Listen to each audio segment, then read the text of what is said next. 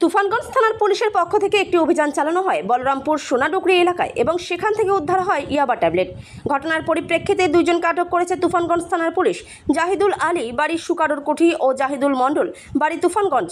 অভিযুক্তদের কাছ থেকে প্রায় 230 গ্রাম ইয়াবা ট্যাবলেট উদ্ধার করেছে পুলিশ, যার বাজার মূল্য প্রায় 1,70,000 টাকা। এছাড়াও দুটি মোবাইল উদ্ধার হয়েছে, এমনটাই জানালেন অতিরিক্ত পুলিশ সুপার কৃষ্ণগোপাল মিনা। অভিযুক্তদের বিরুদ্ধে এনডিপিএস ধারায় মামলা করা হয়েছে। মঙ্গলবার এই বিষয় নিয়ে সাংবাদিক বৈঠক করেন অতিরিক্ত জেলা পুলিশ সুপার কৃষ্ণগোপাল মিনা।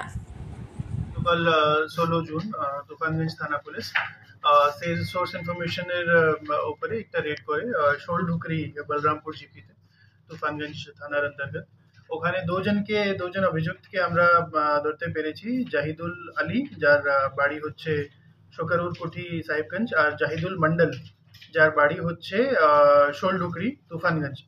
এদের দুজনকে এরা ইলিগাল এনডিপিএস ওখানে ডিলিং করছিল, ওখান থেকে আমরা এদেরকে ধরেছি। এদের কাছ থেকে আমরা প্রায় 230 গ্রামস আমরা ইয়াবা ট্যাবলেটস রিকভার করেছি, যার বাজার দাম প্রায় 1,70,000 টাকা আছে। তাছাড়া আমরা দো মোবাইল, এক রেডমি মোবাইল, এক ভিভো মোবাইল আমরা রিকভার করেছি, আর 4 লাখ টাকা আমরা এদের কাছ থেকে ক্যাশ রিকভার করেছি। তারপরে এদেরকে অ্যারেস্ট করে আমরা এনডিপিএস কেস স্টার্ট করেছি। আইন অনুযায়ী আমরা রিকভারি করেছি, সিজার করেছি, আর এদের এগেনস্ট এনডিপিএস কেস স্টার্ট হয়েছে, তদন্ত চলছে। স্যার, এটা কোথা থেকে নিয়ে আসছিল এবং কোথায় যাচ্ছিল এরকম কি কিছু জানা গেছে? প্রাইমা ফেসি আমরা যে বুঝতে পেরেছি এরা আসাম থেকে এনডিপিএস সাবস্টেন্সেস নিয়ে এসেছিল, আর যে একজন যে শকরুরকুঠি সাহেবগঞ্জ ও নিয়ে এসেছিল, আর যে তুফানগঞ্জের যে বাসিন্দা আছে ও টাকা নিয়ে এসেছিল। স্যার, মূলত এই ট্যাবলেট প্রায়শই দেখা যাচ্ছে যে এই রুটটা দিয়ে ক্রস করছে।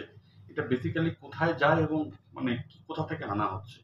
দেখুন, অনেক কেস টু কেস বেসিসে ডিপেন্ড করে। অনেক সময় আমরা দেখেছি যে আসাম থেকেও আসছে বা আর কোথা থেকেও আসতে পারে। অনেক সময় অনেক রকম রুটগুলো এরা ফলো করছে। এটা তো অনেকদিন ধরেই আপনারা বেশ কয়েকজনকে ধরেছেন, বেশ কিছু উদ্ধারও হয়েছে বলে দেখা গেছে।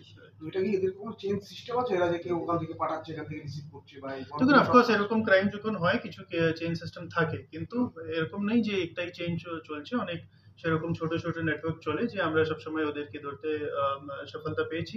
আরো যারা আছে ওদেরকে পেছনে আমরা লেগে আছি, আমরা তাড়াতাড়ি ওদেরকেও ধরে নেব। এদের কি বলরামপুরেই আর কি সেটা বিক্রি করার ছক ছিল নাকি বাংলাদেশের ওগুলো আমরা তদন্ত করে তারপরে বলতে পারবো।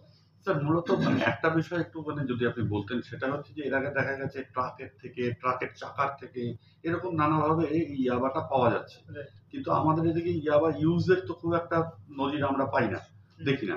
তো সেক্ষেত্রে এগুলি কোথায় যায়? কোনো মেট্রোপলিস